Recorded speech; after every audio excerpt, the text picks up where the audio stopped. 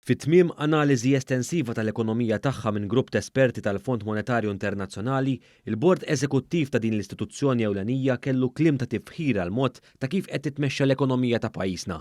Fil-fatt huma konkludew li l-irkupru ekonomiku ta' pajjiżna mill-pandemija kien b'saħħtu ħafna, tant li pajjiżna kellu t-tieni l-aqwa rata ta' tkabbir minn fost il-pajjiżi kollha taż-żona euro. L-IMF tbassar li din is-sena l-ekonomija Maltija se tkun kibret b'6.5%, rata fermola minn dawk imbassra minn istituzzjonijiet oħra u reviżjoni l fuq kumparat ma' tbassir preċedenti tagħhom. Dan fil-waqt li nutaw li l-inflazzjoni baqgħet fost l-inqas fiż-żona euro u kif dan ġie rifless grazzi għall politika tal-Gvern sabiex jagħmel tajjeb għaż-żidiet fil-prezzijiet tal-enerġija u l-fuels għall-konsumaturi. Barra minn hekk tgħid li r-rata ta' qatt baqgħet storikament baxxa. Minkejja li s-sitwazzjoni ekonomika internazzjonali mistennija tmur għall-ar, l-esperti tal-IMF qed ibassru li l-ekonomija ta' pajjiżna se tibqa' tikber fil-waqt li l-inflazzjoni mistennija tonqos, mentri l-oppożizzjoni tikkritika b'mod kontinwu l-politika fiskali tal-Gvern u s-sostni li mhux sostenibbli, skont l-IMF il-budget għas-sena d-dieħla huwa appropriate u jagħmel sens fid-dawl ta' ċirkostanzi preżenti, dan fil-waqt li jilqgħu l-impenn tal-awtoritajiet biex ikun hemm konsolidament fiskali fuq terminu medju ta' żmien, dan kif ukoll il-mod ta' kif il-Gvern qiegħed iħares bir-reqqa lejn il-prijoritajiet fl-ispiża pubblika.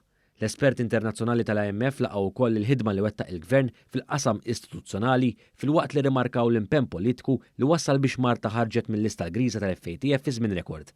Ir-rapport jinnota żieda qawwija fir-riżorsi allokati lill-istituzzjonijiet regolatorji kif ukoll il-progress li sar fl-implementazzjoni tar-regolamenti.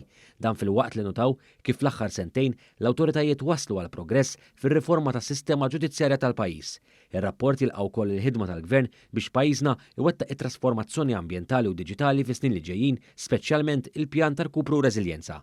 Dan fil-waqt li jħeġġu politika tal-Gvern biex jitjiebu l-ħiliet tal-ħaddiema u biex tkompli tiżdied il-parteċipazzjoni fis-suq tax-xogħol. Barra minn hekk l-esperti notaw kif fil-budget tal-2023 il-Gvern daħħal miżuri biex naqqas mill-effett tal-inflazzjoni fuq dawk bidħul baxx.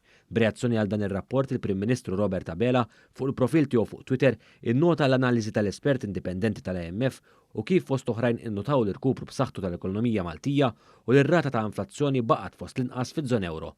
Dr. Abela nnotaw wkoll l-aċċent tal-esperti għar-rata ta' qatt storikament baxxa f'pajjiżna u t-tifħir lejn ir-riformi istituzzjonali li qed isiru f'pajjiżna. Filwaqt il-Prim Ministru Robert Abela tenna li l-esperti tal-IMF inkoraġġixxew li l-Gvern wettaq aktar riformi huwa aċċerta l-impenn tal-Gvern favur dan.